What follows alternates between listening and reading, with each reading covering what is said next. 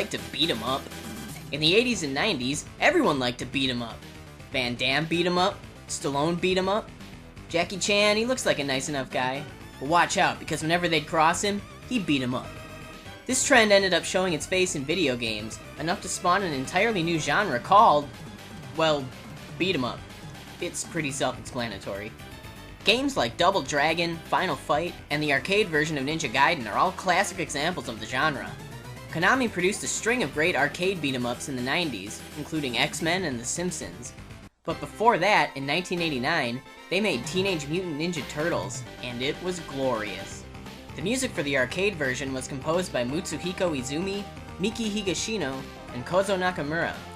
They delivered an adrenaline-pumping soundtrack that kept you white-knuckled and pumping quarters into that machine, just what you'd expect from Konami's sound crew.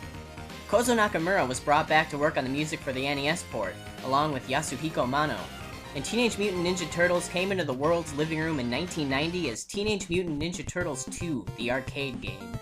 The NES soundtrack is a very faithful rendition of the arcade's music. I mean, hey, when you've already got the best music you can get, why change it? One notable addition to the NES version is the Snowfield level, which coincidentally is the one I want to talk about today! Gee, funny how that worked out, isn't it?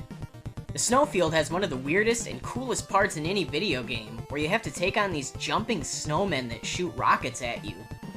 Okay, so they're just bad guys disguised as snowmen, but it's still pretty strange.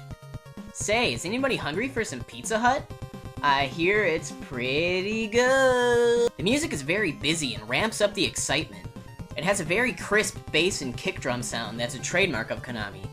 The two melody tracks slip in and out of harmony with each other, creating a serpentine effect that blurs the line between a duet and a solo with a backing part.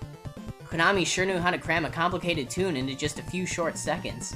That's why they're among the giants of 80s video game culture, along with Capcom, Nintendo, and, well, Jackie Chan.